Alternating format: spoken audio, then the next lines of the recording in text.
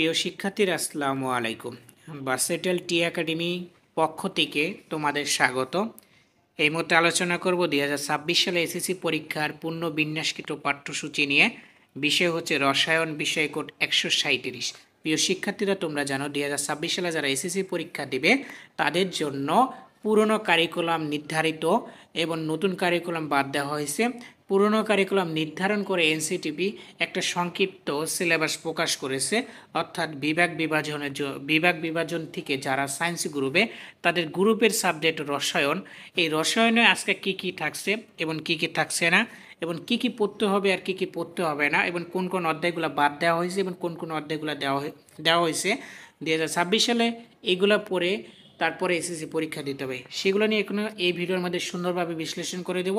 প্রিয় শিক্ষার্থীরা, চলো এখন আমরা দেখে আসি কী কী দেওয়া আছে। প্রিয় শিক্ষার্থীরা, শুরুতে দেখো রসায়নের তৃতীয় অধ্যায় দেওয়া আছে, অর্থাৎ প্রথম ও দ্বিতীয় অধ্যায় বাদ দেওয়া হয়েছে। দেখো তৃতীয় অধ্যায় হচ্ছে পদার্থের গঠন। এখান থেকে কি কি পড়তে হবে দেখো সুন্দরভাবে দেওয়া আছে। এখান থেকে পড়তে হবে বিষয়বস্তু কি সুন্দরভাবে দেওয়া আছে। তোমরা ভিডিওটা একটু পজ করে দেখে নিবা, কারণ আমি যদি পুরাটা বলে দিই তাহলে ভিডিওটা অনেক লং হয়ে যাবে। তাহলে তোমরা ভিডিওটা একটু পজ করে, আমি ভিডিওটা চালু করে দিচ্ছি, তোমরা ভিডিওটা পজ করে সুন্দরভাবে দেখে নিবা কোনগুলা পড়তে হবে তৃতীয় অধ্যায় থেকে। এরপরে দেখো, এরপরে তৃতীয় অধ্যায়ের পরে চতুর্থ অধ্যায় আছে পর্যায় সারণী থেকে কি কি পড়তে হবে আমরা একটু একটু দেখে নিই এক নজরে। পর্যায় সারণী থেকে দেখো পর্যায় সারণী পটভূমি, পর্যায় সারণীর বৈশিষ্ট্য, ইলেকট্রন বিন্যাস থেকে পর্যায় সারণীতে মৌলিকের অবস্থান নির্ণয়, ইলেকট্রন বিন্যাস সহ পর্যায় সারণীর মূল ভিত্তি, পর্যায় সারণীর কিছু ব্যতিক্রম, মৌলের পর্যায়ভিত্তিক ধর্ম, বিভিন্ন গ্রুপ ও উপস্থিত মৌলগুলোর বিশেষ নাম, পর্যায় সারণীর সুবিধা, পর্যায় সারণী একই গ্রুপের মৌলগুলো দ্বারা গঠিত যোগের প্রক্রিয়া। এরপর দেখো পঞ্চম অধ্যায় দেওয়া আছে, অর্থাৎ তৃতীয়, চতুর্থ এবং পঞ্চম অধ্যায় দিছে রাসায়নিকের বন্ধন। এবার দেখো রাসায়নিক বন্ধন কি কি আছে, তোমরা ভিডিওটা একটি পোস্ট করে সুন্দরভাবে দেখে নিবা। প্রিয় শিক্ষার্থীরা, এরপর দেখো ষষ্ঠ অধ্যায় দেওয়া আছে, 6 নম্বর অধ্যায় আছে। 6 নম্বর অধ্যায় কি কি দেওয়া আছে একটু দেখে নিই আমরা। 6 নম্বর অধ্যায় দেখো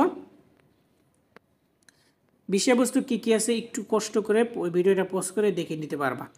এরপরে দেখো 6 নম্বরের পরে 7 নম্বর অধ্যায় রাসায়নিক বিক্রিয়া, এবং রাসায়নিক বিক্রিয়ার মধ্যে কি কি অধ্যায় দিচ্ছে তোমাকে সুন্দরভাবে একটু দেখে নিবা।